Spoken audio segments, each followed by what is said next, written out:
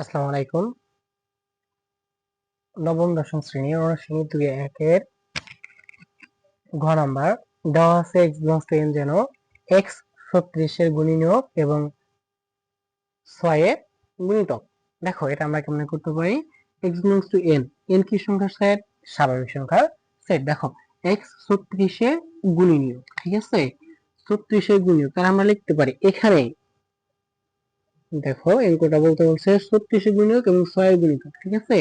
এই দুইটা ফলাফল নির্ণয় করার পর আমরা দেখব যেটার সাথে মিল আছে 36 গুণিতক এবং 6 গুণিতক, এর মধ্যে যেটা মিল আছে সেটা হচ্ছে আমাদের অ্যান্সার, ঠিক আছে। দেখো 36 গুণিতক, এখানে 36 এর গুণিতক,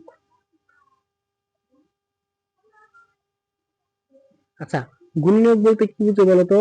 গুণিতক হচ্ছে আমি 36 কে কত কত দ্বারা ভাঙাইতে পারি, তাই না? এখন 36 কে কত কত দ্বারা ভাগ করা যায় বলো তো?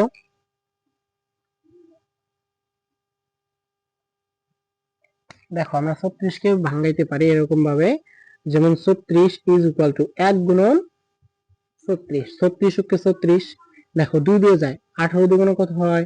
36 হয়। 3 দিয়ে যায়, তাই না? 3 বারো কত হয়?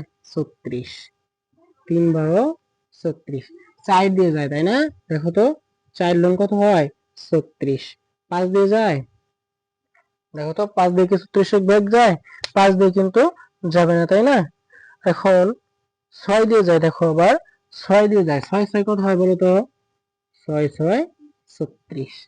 7 দিয়ে যাবে, 7 দিয়ে 36 এর গুণিতক কি 7 দেওয়া হয়? হয় না। 8 দিয়ে হয় না, 9 দিয়ে, 4 লং 36 একবার হয়ে গেছে, 10 11 12, এই 12 দিয়ে হয়ে গেছে, তাই না?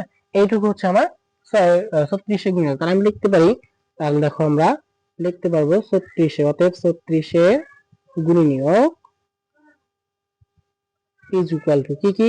দেখো 1 2 3, তারপর হচ্ছে 4 6, দুটো 6 থেকে একটা 6 লিখবা, 9 12 18 এন্ড হচ্ছে কি 36, তাই না?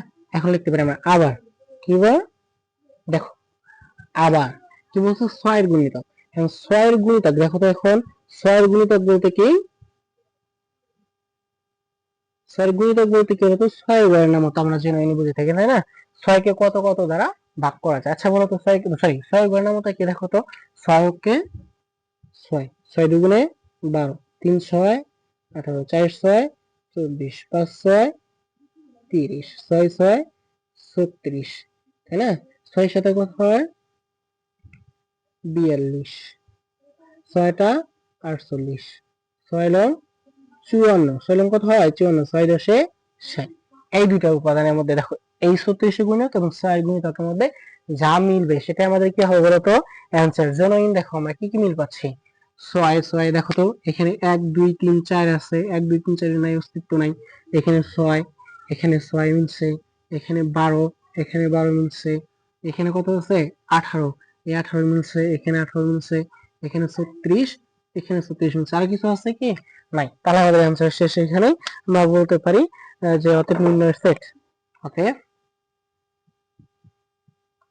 নির্ণয় সমাধান অথবা সেট, ঠিক আছে। দেখো কি বলতে পারি, কি কি মিললো? 6 12